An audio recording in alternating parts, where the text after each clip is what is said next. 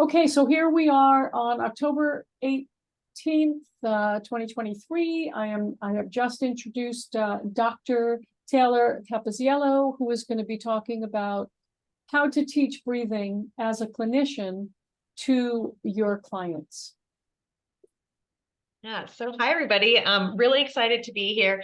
This is one of my favorite talks because I feel like when I first got into this field, it's, we learn all these things, but how do we practically do them? And so when our client comes in, what's that look like? So I want to give you guys a whole bunch of tools, and I go a couple steps further than the average person. So I don't call it heart rate variability because we're really going into retraining the body on this. So you said, I have my email right there. Feel free to reach out about that or any other questions. I'm an open book for anything.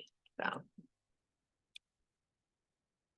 Okay, so Cynthia went over a lot of my background already. She literally covered so much of it. So just to kind of qualify myself for breathing, everything I've been doing my entire life has been based around breathing. My dad's a 10th degree black belt. So everything about that is center of gravity, how we're going to shift our breathing, how we're going to use different breathing styles for it. I rode dressage professionally for years, which is how to also shift your center of gravity in your breathing. I was a massage therapist for 18 years. So looking at people's bodies and dyskinesis, which we'll talk about later. And then obviously, we have Eric and Rick Harvey here and Jay Gunkelman as well for brain stuff.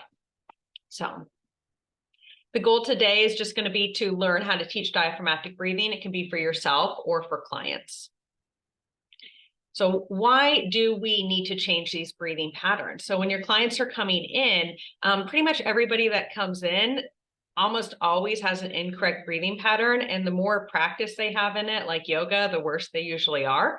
So we want to start bringing awareness to their own body so they can become aware of it. And if they're bracing in their chest and starting to switch their breathing patterns. And one of the things I don't go over too much in this, but as we change our breath, we're going to change our heart rate, and our heart rate is going to have an impact on our brain. So when we think about EEGs, we are actually changing the EEG when we change our heart rate. So it's a bottom-up approach that we're doing.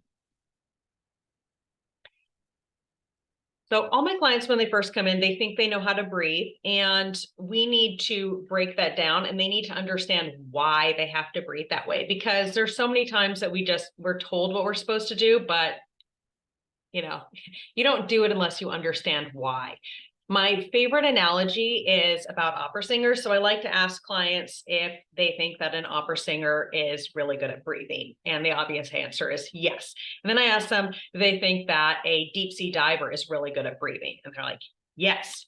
But if we take that opera singer and we have them deep sea dive, what is going to happen if they apply their same breathing techniques? They could die. So we can be experts in breathing, but we're gonna have different areas of breathing. And the first type that I like to teach really is gonna break it down and can be utilized for so many other types. So you'll end up learning about a whole bunch of other breathing techniques, but I think that the fundamentals of what we're gonna go today are really going to make everything else much better for yourself and your clients. So I always start with slow diaphragmatic breathing. And just like I was just saying, we can add on to so many other things later. They can add it on to all different types of breathing techniques. So the main muscles used in breathing, we have the diaphragm, we have the rectus abdominis, which is the abdominal muscles, and the pelvic floor. We also have the intercostals, which are the muscles between the ribs. Those ones are just going to kind of be moving with the breath. But really for the diaphragm and the pelvic floor, they're going to move in unison together. And that's something that we'll go over in a little bit. This is my favorite picture, and I show it to almost every single client. I really like it because it just simplifies things and it stops them from thinking about limitations they have. And we think about physics. So in this exact instance, if you look at this, and we want to fill air into that balloon, how are you going to do it? Like what is the way that we're physically going to do it? And having that red balloon represent a lung and the green balloon representing the diaphragm. So if we pull down that diaphragm, air is just going to effortlessly pull in. So many people want to use that plastic part up here, which is, our accessory breathing muscles, but that's not very efficient. But that's what people come in using, is these upper muscles up here. So we start learning how to pull the diaphragm down, which will effortlessly pull air in. We're going to do a couple exercises as we go through on this. So you guys are all going to be practicing as well. But first, a little background on everything. So we have the sympathetic nervous system, which is dominant during the inhalation. And we're going to see that with the heart rate increasing when a person breathes in. So we should see them moving together. And then the parasympathetic nervous system is dominant when exhaling. So as a person exhales, we're going to see their heart rate go down alongside their breathing. And through retraining people how to breathe diaphragmatically, they can kind of recreate this balance that they're going to have in their body, which promotes recovery, which in turn can promote relaxation and allow them to shift into a more homeostatic state. So this is about starting to allow our body to heal itself. So many times we're in the way, and we're going to go over why that is. So as everybody in here knows, stress has found to have a significant effect on respiration through hyperventilation, breath holding, or some variation. And during stress, bracing can occur. And this is often done without the person being aware of it. And it changes the thoracic cavity shape and the way we bring in air, and actually increases the drive to breathe, which is a form of hyperventilation. And during bracing, this is actually one of my favorite things from Rich. So I'm sure you guys have heard this. During bracing, muscles tighten, and muscle tension can create pain as little as 5% higher than normal tension levels for a period of time. So muscle contractions limit blood flow to the tissues, which result in pain from the decreased blood flow. And if a person overactivates breathing muscles and accessory breathing muscles for a prolonged period, they're going to most likely experience discomfort or pain. So just like I imagine Rich has probably told you a thing where if you hold your fist and you hold it for a little while, that even if it's not that tight, after a period of time, it's going to increase. And we're going to get to how that can be for breathing. So we think, of course, in our whole body, if we're holding ourselves even just a little tight, we're going to start having neck pain, shoulder pain, arm pain, other things like that. So literally just by starting to change a person's breath, a whole bunch of other things are going to start to improve in their life. So when I have people leave here, most of my clients were doing neurofeedback, but we do biofeedback with every client as well. And I want to have them not just doing a good HRV number, I'm going to have their body being better than it came in. And they're going to learn things to improve that for the rest of their life. And we do that with paced breathing, or at least that's what I do.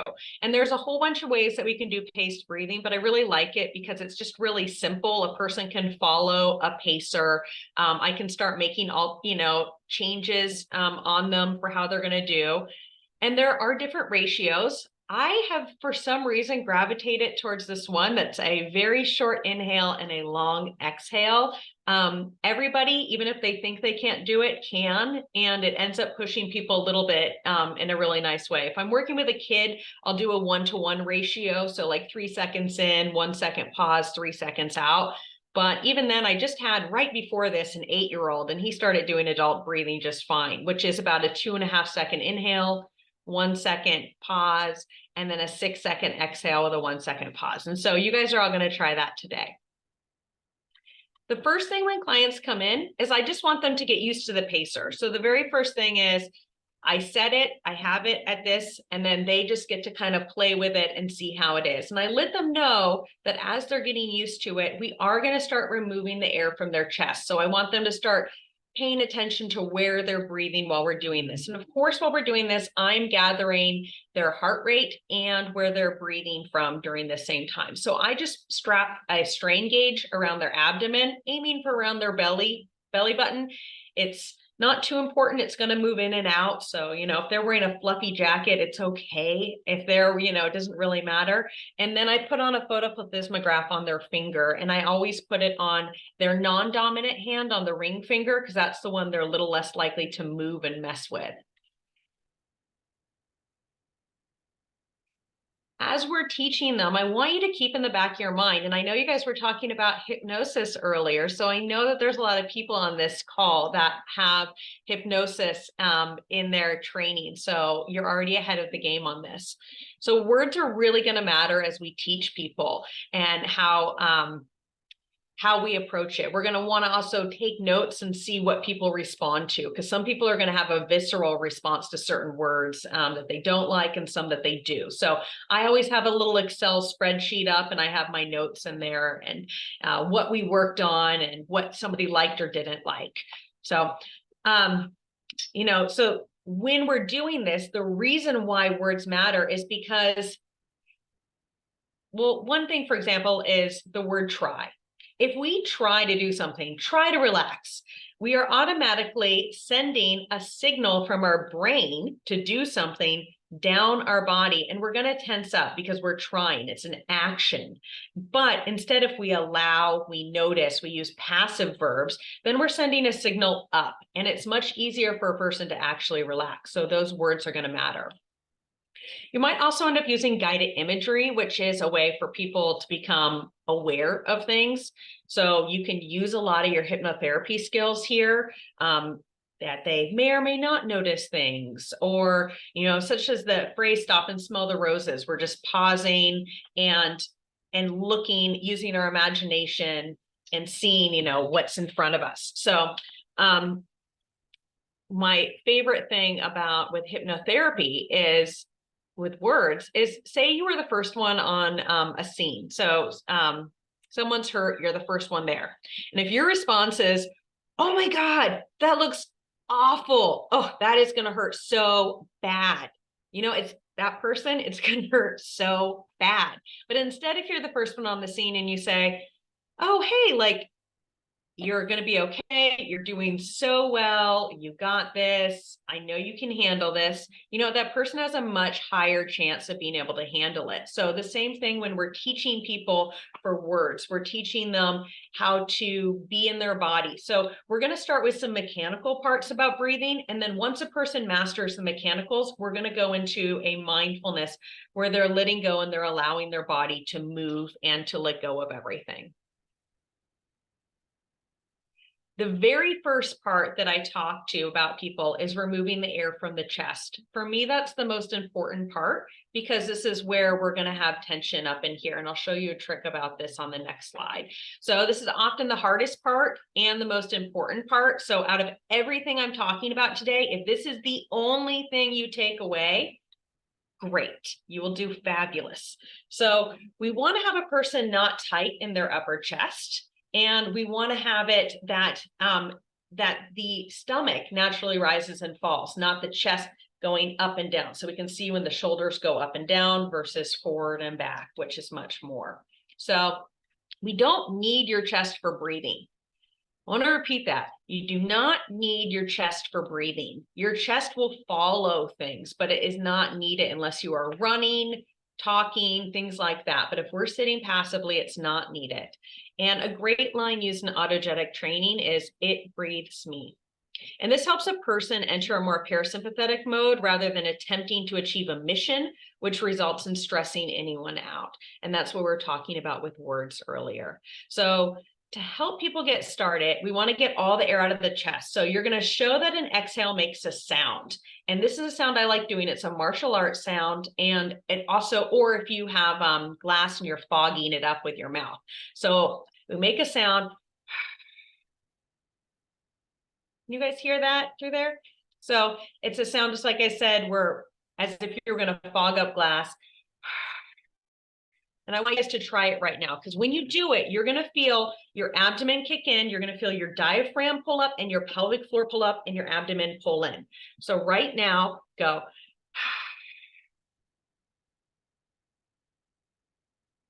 And you'll find when you do it that when you reach where no more sound can come out, you have actually completely deflated your lungs. And that is going to be your true bottom. Most people will stop well before then. But for this exercise, we are going to clear the lungs from everything. So that's a really great sound for people to do. Sometimes people are self-conscious of it. So I always do it with my clients.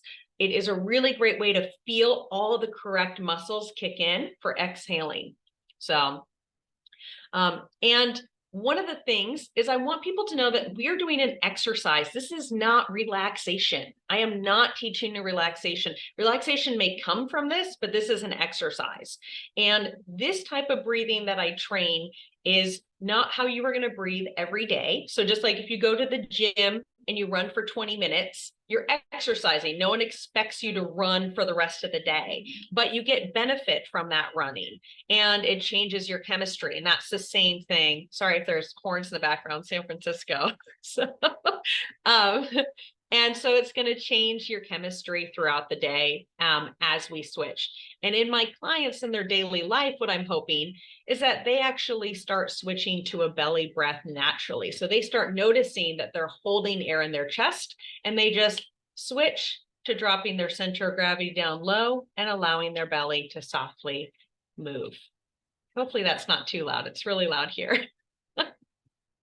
So this is the trick that I like to do with people. And this is the most important. Let me just tell you, Taylor, that we don't hear it at all. Oh, great. Oh, good. Okay. So I don't have to worry about it messing up anything. I just have a nice little tune of a car alarm in the background. So with this is my favorite thing that I do with people. And if you are not licensed to touch your clients, then they can do it on themselves. And so I like to have fingers pointing straight down. And so if everybody wants to take their fingers and put it right here like this and point it straight down, and you should feel it kind of hurts, right? It's a little sensitive. So you don't actually have to push down that hard. But now as you breathe in, I want you to do 2 breaths with me. So 1, breathe in with your chest and feel how it gets even pokier on those fingers. And exhale. And now I want you to breathe in on your next breath with your belly, not using your chest. And see if it can feel soft even with that same pressure. So there's no, this area doesn't hurt at all with that finger poking right there. And this is a really nice way of getting free biofeedback of seeing how your body actually is relaxed up in here. Because as long as we're tense up here, we have anxiety. And our clients are going to be keeping their muscles tight and we're going to have pain, just like we talked about, just like with Rich's hand holding for, 5% of muscle tension. So as a person starts to shift and learn how to do this breathing, and that's why I said this is the most important thing. So even if you leave and you're like, I don't remember anything, but I'm going to have my clients breathe at 6 breaths per minute. They're going to touch their chest or I'll touch it and they'll learn how to not breathe into their chest. Great. Everything else is extra after here, okay? So we want to start thinking about what our body feels like. We want to obtain that feedback. So one of my favorite things I also like having people do is think about what the gut does. So where we're breathing in our belly is where our guts are. And so as we breathe, we're actually doing a gut massage. And if instead we're always holding our abdomen tight, we're not having a lot of blood flow go to our guts, right? So if we think about it and we go to, so if you just, squeeze your wrist and you feel it, that eventually over time, we're going to lose some blood flow to our fingers. And if you think about your guts, if we're always keeping our abdomen tight, we're always wearing tight clothes there, then around our guts, we're limiting blood flow. And as we eat, then we're not doing the best service to our body for having food digested. So we really do want to get that gut to start moving around. And as many of you guys already probably know, IBS has such a high efficacy rate for breathing biofeedback. And this is one of the reasons, because we're starting to get blood flow to the guts. So as a client is doing this, they're going to start feeling their guts actually getting massaged. So as we exhale, and if we think about that and we make that sound, we exhale all the way, we're going to feel our guts start rolling around as they pull into our body, right? And then as we soften to inhale, blood flow comes in and our guts actually start having more. So this is a really good thing for IBS, for everybody, for digestion, and for just gut health in general. For breathing, we're going to start breaking down the components of breathing. So everybody, like I said, I'm going to have you guys doing lots of things today. So I want you guys all to push your belly out as if you were pregnant And then just exhale. So just everybody push your belly out. Don't purposely inhale and then exhale. Good. So you should have noticed that just by pushing your belly out, just by pulling down that diaphragm, that green balloon, we created a vacuum of so much air. And the next part I like having people do is everyone will have, I like to have a hand go loosely over both open mouth and nose, just so a person can feel air. And I'm not going to care how you inhale or exhale, but I want you to exhale completely. And then when you're done exhaling, just soften your gut, just let it go. Okay. So, and then we should feel air just suction in. So we're just going to exhale. And then when you reach the end, just flop your belly open. And you should feel air pull past. And this is a really nice thing for clients to do because it gives them feedback. Oh, I don't need to work so hard on breathing. I can literally flop my belly open and push it out a little further. And I get all the air I need for that exhale, and at that point now, we really start having a lot of the breath. We have the full inhale. And now we're going to work on the exhale. So we've done that exhale sound, which is a really good tool during it. But for this part, I'm going to have us all practice. We're going to do 3 breaths. Everybody's going to plug their ears. I do also recommend closing your eyes and then just open them when they're done. We're going to do 3 breaths. I don't care how you inhale, how you exhale, but I want you, when you sit at the very bottom of that exhale, I want you to sit with it. And I want you to sit with it for maybe 5 to 8 seconds until your body says now for breathing in again. And if you have to gasp for air, you went a little too long. And while you're sitting there, I want you to kind of develop a relationship with what it feels like to sit there with no breath. Okay. So that's why we do 3 times, because that's going to give you a chance to kind of get a relationship with no breath and just sitting there. It's just like I said, between 5 and 8 seconds. We're not doing, we're not trying to compete on it. So I'm going to do it with you guys. Plugged ears, 3 breaths, exhaling until there's no air. Okay. And starting.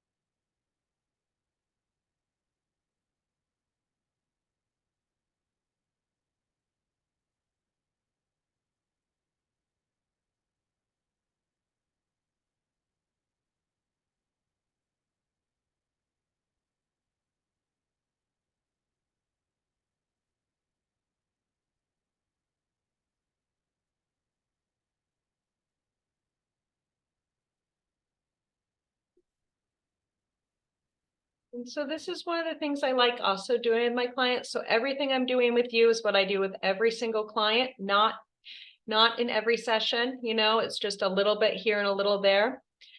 So one, when you did that, did anyone notice how loud their breathing was? So there's a hypothesis. It's a hypothesis that one of the reasons we hold our breath so much is because breathing is so loud. And so when we need to be alert and hear something, we hold our breath.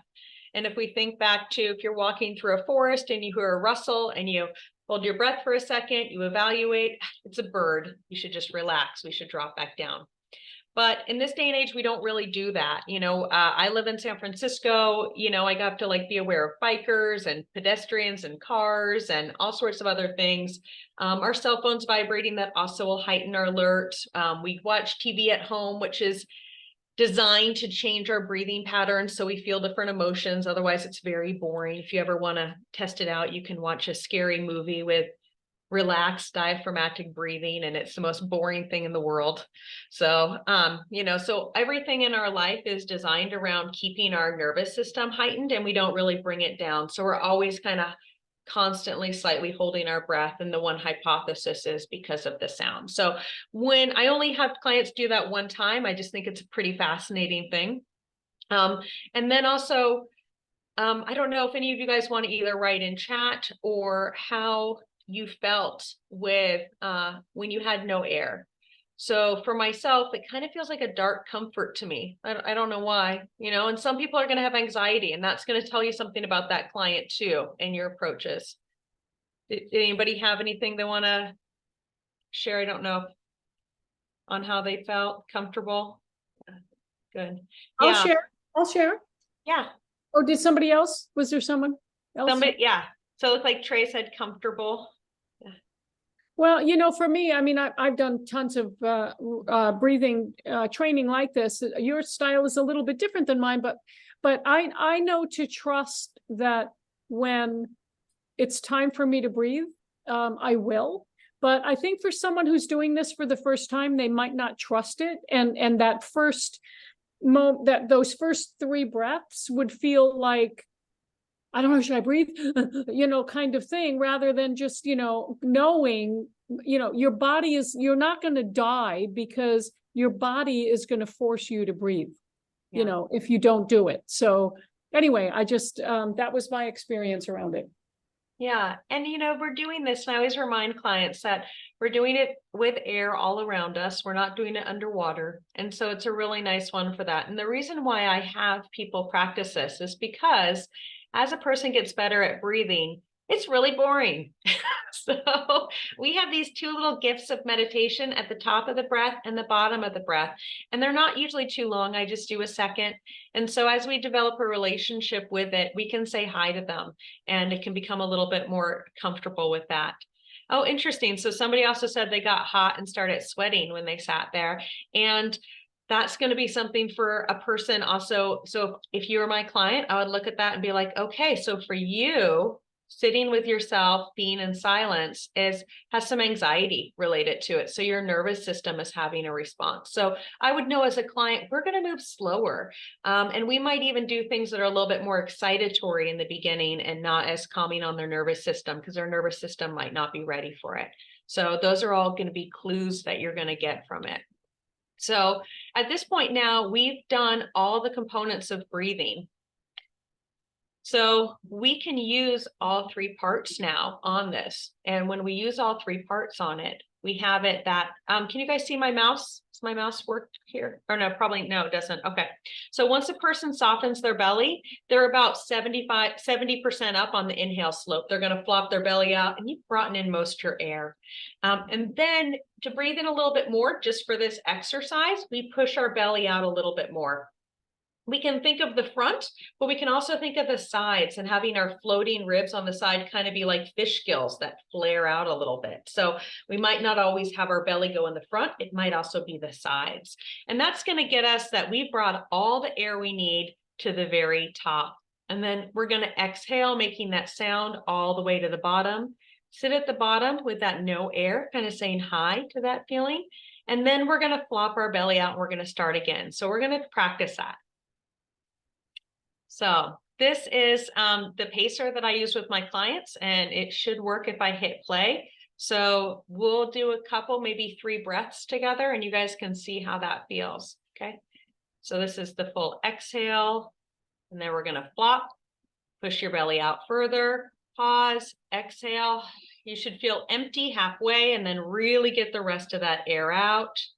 Pause, flop our belly out, push it out, splaying. And then exhaling. And while we're doing that, we're starting to notice how our body moves with it. So if we think about our belly button flops out, it pushes out further. And now we start to pull our belly button back towards our spine and really pull it back. We're spring loading it. And now we're flopping it out, pushing it out again a little further, and then starting to pull it in. So most clients, when we do this, they're only going to get 2 or 3 of them for every breath, but I'll keep repeating it because as a person starts getting it. And now at this point, we have the mechanical parts of breath completely done. Let's see.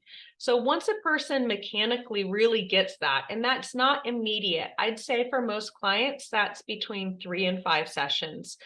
They start getting the mechanical part. And then we get to move on into the more mindfulness aspect. So I like to think about in Qigong. I don't know if anyone here is familiar with Qigong, but there's a theory of the great golden ball. And I like to think about that a lot. So we have this golden ball of energy. And when clients first come in, that golden ball of energy for breathing is really in thoracic. It's really chest. That's also their center of gravity. And then as they mechanically get it, we move it down to their solar plex, which is right under the rib cage, between the belly button and the rib cage. And then as they get into the more enlightenment part of it, the mindfulness, we really drop this golden ball onto the pelvic floor. Okay. So that's why the first mechanical part felt so weird to you guys, probably. But I like to kind of break down people's old breathing habits and then start to introduce some new stuff after we've broken them down for that. So this is also like karate. So in karate and martial arts, if we're up here and we're on one foot and we're fighting, we're going to get knocked over. But if we actually shift our center of gravity onto our pelvic floor, like a sumo wrestler, we can instantly start moving around, and we're much better center of gravity, harder to push over, and have a much easier time kicking and punching. The other part I really like is the accordion. So if we think about ourselves, so this is going on to the mindfulness aspect of how our body moves with breath. So as an accordion, we're kind of going into something a little bit more like Feldenkrais or somatics at this point. So we're starting to change how that golden ball. So as we now breathe in, we're opening up like the accordion or accordion player. So we kind of open up, leading from, our belly's leading us and our whole body's following it. And then as we exhale, we follow that accordion, pushing out from the bellows all of that air. And if we think about it in terms of somatics, we have that golden ball sitting on that pelvic floor. And as we breathe in, it rolls to the front and presses against our pubic symphysis. And as we exhale, it rolls back towards our sacrum. So that golden ball is shifting in our pelvis as that happens. So our whole body moves with breath. There's not anything in your body besides like hair, nails, that aren't going to move with your breath. They're going to have changes between the inhale and the exhale. So on this, let's see, I have a little video that goes, and you can see this is just my hand showing that as we breathe in, that my hand will roll out. And as we exhale, it naturally rolls in. So if you had your arm on a desk or something, and you actually were allowing your body to move, you were not in the way, you will naturally feel it slightly pull and slightly roll in. You will feel this through your entire body. Like I said, there's not one thing, and we'll go over a couple examples a little bit later. So this is allowing ourselves to move with breath. So now that we understand the mechanics, flopping the belly open, letting the belly lead the way, pushing all that air out, then we know that everything else is just going to move. My other analogy that I don't have in these slides, but I like giving clients, is as if we're seaweed and our roots are in our pelvic floor, and everything else about us is just underwater and it's just moving with it. So no one would look at you and say, oh, they're moving with breath, but you can feel it if you allow it. While we do this, we want to have ourselves and our clients also notice what else moves. So when we do this, I have a couple bullet points here that you can check in with. How is your pelvic floor going? So as your pelvic floor is pulling up with your diaphragm, it's attached to your pelvis. And so what does a muscle do when it's attached to a bone and it contracts? It pulls that bone in. So as our pelvis pulls in, it literally tilts our pelvis in. And as our pelvis tilts in, our legs are attached to them. And they're not supposed to be doing anything other than sitting there, but our legs should then also slightly pull in a little bit and then relax out. So everything breathes.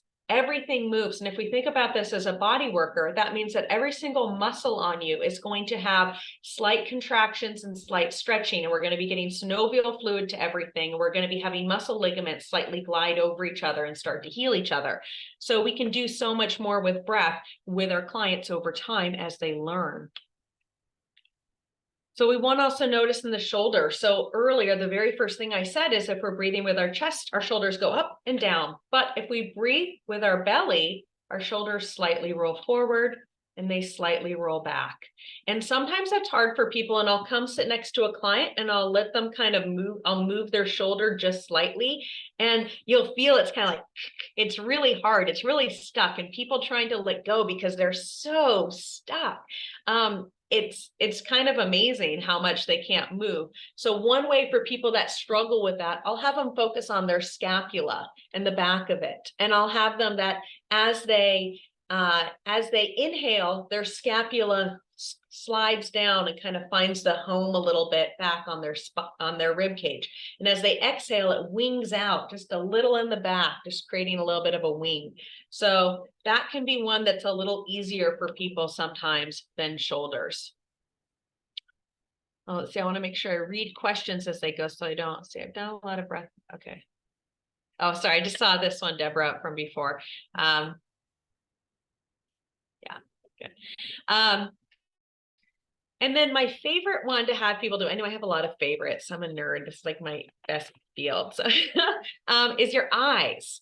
Because everyone struggles with muscles, what the difference is, I can't feel it, but I want you guys to all notice your eyeballs. And so as you're breathing, we're going to do a couple breaths together. Once again, I don't care how you inhale or exhale, but I want you to notice how your eyes are. So as we inhale, our eyes are going to get a little sharper and drier. And what we're looking at in front of us is going to get a little crisper and brighter. And as we exhale, I want you to notice that the world gets a little fuzzier and moisture starts returning into your eyes. So we are changing between the sympathetic and the parasympathetic, and we can feel it and literally see it in our eyeballs. And it's a really good one for your clients. And especially if your client comes in and they're like, I have dry eyes. You're like, yeah, because they're probably like walking around like this all the time. So if they learn how to start doing a full exhale and allowing that sympathetic, we're going to start having moisture most likely come back in. Of course, there's different medical conditions, but you'd be surprised how many people get fixed through that. So like I said, every single thing, the pressure on your feet will change. You'll feel subtle changes. There's not anything besides the hair and nails that aren't going to change, or teeth, anything like that. Now we're going to pull this all together. I've dumped a whole bunch of stuff on you guys. And like I said, with all my clients, I break this up into mini sessions. So the first session is usually working on just the inhale aspect. The second session is working on the exhale and tying them together. They do that for a while until I see their mechanics are good and their chest stays soft. Then we start working in on how their shoulders can move. And then we get into a lot more of a mindfulness. So this is not an immediate thing. This is a lot of information that I'm throwing at you guys. But if we're going to pull it all together, these are all the steps. And obviously, they can't be read as fast as you would be breathing, but you can pull different pieces from them. So when we inhale, we're softening the belly, letting those intestines fall back out. And that belly button going away from the spine, we're going further. Your back slightly arches with the neck. So we get a double arch because we're opening like the accordion. That palms roll out, the accordion rolls out like that. We have that golden ball roll forward on your pelvic floor. And as you reach that top of the inhale, you can push your belly out, which pulls more air in, or flaring out those side floating ribs like fish gills. Noticing at the top for 1 second, just kind of feeling what that feels like to have all that air in your belly and expand it, and starting that exhale nice and steady. Your client is going to learn how to find their pace for this. So, at the beginning, they might exhale too much or too slow. They're going to figure it all out. So we're going to start that pacing the length of the slide. As we do that, we're going to feel that golden ball rolling back to the pelvic floor, back to the sacrum. That belly button's going to pull in to touch your spine, moving those intestines around, getting that massage in there. that arch and that was in your back and neck is actually going to start to press into the chair. So remember, we're pulling in that accordion's coming in, and we're going to start to feel our eyes soften as we do that. Once to the bottom, that feeling that you notice when you practice sitting with no air should be apparent. We say hi to it. We count of 1.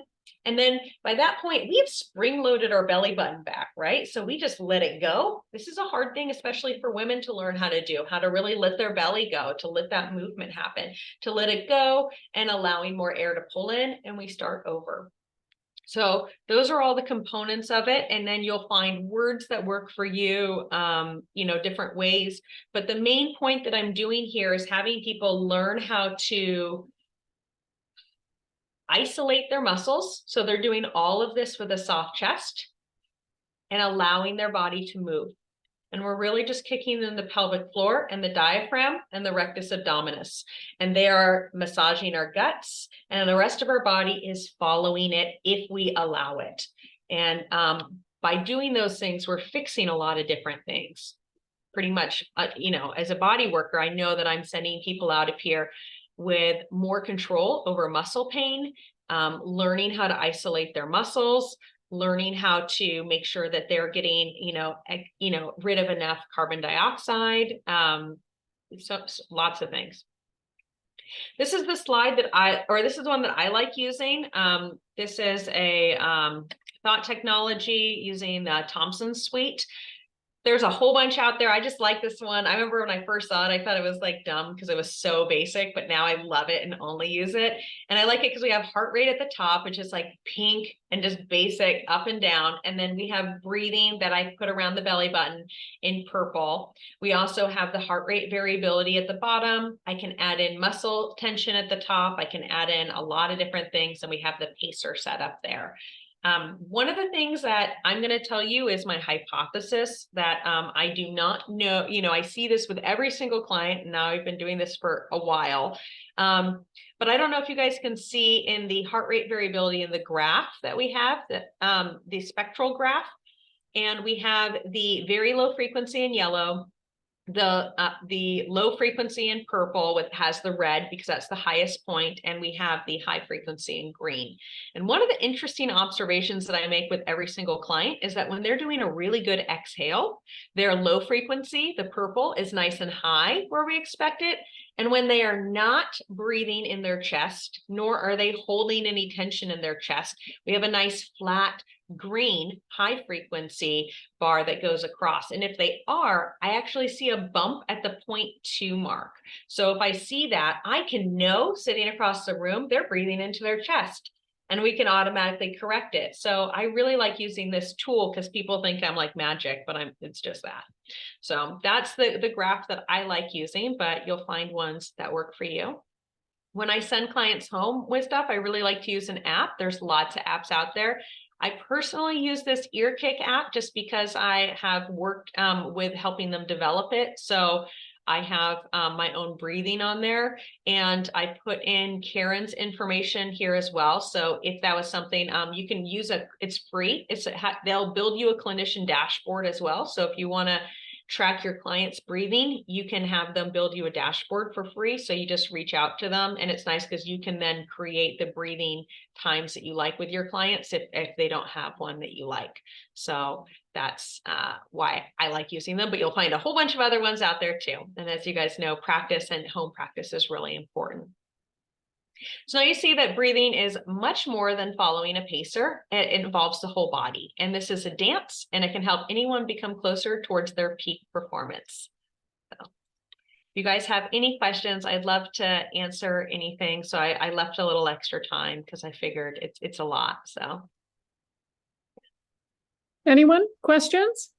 I have a question for you. Could you just speak a little bit more about like how you would maybe cue rectus abdominis and its role and how you see that in client?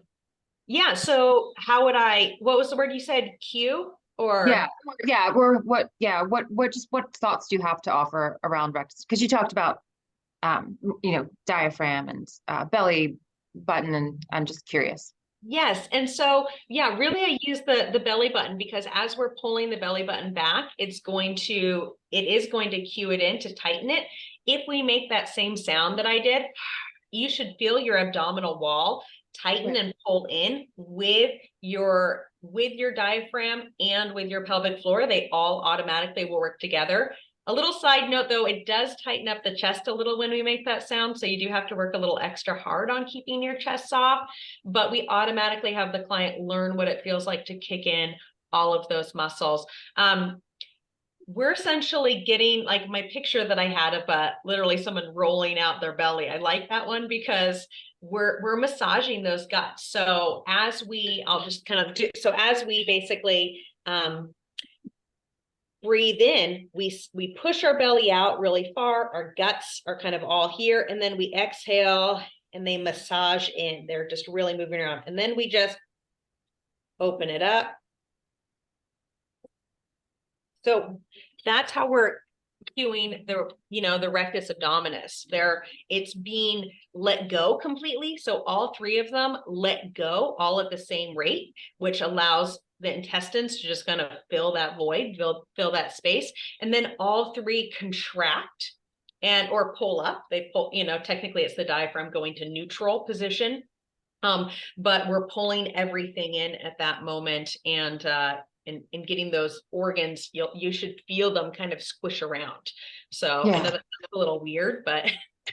Well, I guess part of the reason I asked too is, so would you ever sort of talk about like transverse abdominis in that equation? Just because it's a little less sort of anterior focused. That's not the one that's responsible for the breathing. So we had the four muscles, and the intercostals are the fourth muscle, and those are the ones between the ribs. And so if we think about as we breathe, especially when we flare out those lower ribs, we're having stretching out those intercostals.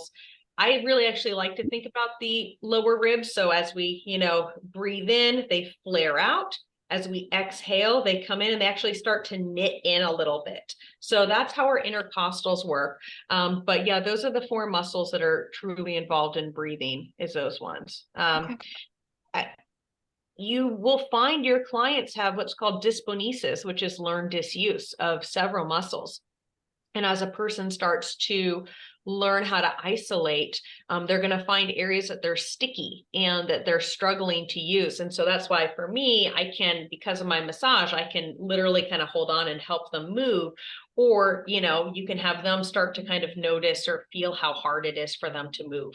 But that's also why I like scapulas sometimes, because scapulas can be a little easier for clients when they're doing it themselves to picture winging out a little bit and then sliding back down on the breath in. But once again, we're that accordion. So it slides in as we open the accordion, and then it wings out as we close the accordion. So that's always basically whenever you're like, how should the body move? Like hold a fake accordion in the air that you're leading with your stomach, and that's going to be how. So. Right. And my last question was, do you ever find anyone with breathing maybe kind of skewed on right side or left side? Yeah, well, that will be related to their pain. So like if they come in, they had maybe a shoulder injury, is that what you're talking about? Yeah. So I see that frequently. And this is one of the things that all my clients end up learning. Oh, wow, I really do hold that one side. And the other thing, when I first have people notice in their chest, that I just try not to overwhelm, because there's so many tips that I can give, right? But one of them is having people focus on their jaw. So I'll have them first unsuction their tongue from their mouth and then allow their jaw to relax further. And when that happens, they instantly should allow their shoulder to relax a little more. And then through breath, noticing where it's a little stickier. And if they have a previous injury, I talk to them about how they're kind of holding it differently and seeing what they can do. We can also place muscle sensors on them, and they can do that, but I usually don't need to. I wish I had so many muscle sensors, I love that stuff, but I usually can get most things through breathing. And if needed, adding in hand temperature. Mm-hmm. I think we have a question, Trey. Jesse, I'm not quite sure what to call you. I go by Trey. I just wanted to get credit for the class, so I'll always leave Jesse in there because I don't want the. Oh, good. Okay. All That's right. how I'm enrolled in Sagebrook. I don't know, but I go by Trey for everybody and all the teachers. Okay. Anyway, thank you for the presentation. I'm an undergrad in dance, so it took me back to a lot of the a lot of the fundamentals that we utilize and that. I had a quick question about the work that you do and the clients that you bring. You mentioned a lot of different modalities, such as the hypnosis that is a part of this, the meditative qualities, the qigong. So I'm seeing you're pulling from a lot of different things. What is the marketing of these clients, and are they coming here to do what are they coming to you to do necessarily? What are the expectations? Because I know I just found out from Dr. Sherman that the term breath work is not not a real thing. So I'm curious as to what this is and what clients are coming for and how you're incorporating this all and kind of the branding and marketing of that. Yeah, so pretty much all my clients come for just biofeedback or neuromodulation, and I add in these other components. So I stopped my massage practice, although I'm still licensed for it, but I stopped my physical practice of it in the pandemic. And so I don't, sometimes I'll do some body work things, but people don't know they're getting it until all of a sudden they get like a perk of some cranial sacral or something like that if they're like really stuck. But everyone's coming to me. A lot of times I get, it's a lot of anxiety and panic attacks. So, or they come to me with other things and they come to me for concussions or other problems. But, as you guys will all start realizing, everybody always has breathing problems when they come in, and that stems a lot of other problems. So if we can address that, we're going to be able to address a lot of things. And like I said at the very beginning, it's a bottom-up approach for the brain. So I also do all the brain work with almost every client. But we get a lot of work done with the breathing. It will change the brain. And what do they walk out telling people that they did? Good question. Yeah, it is a good question. I even have so many clients come and they'll be like, what do I tell people I'm doing?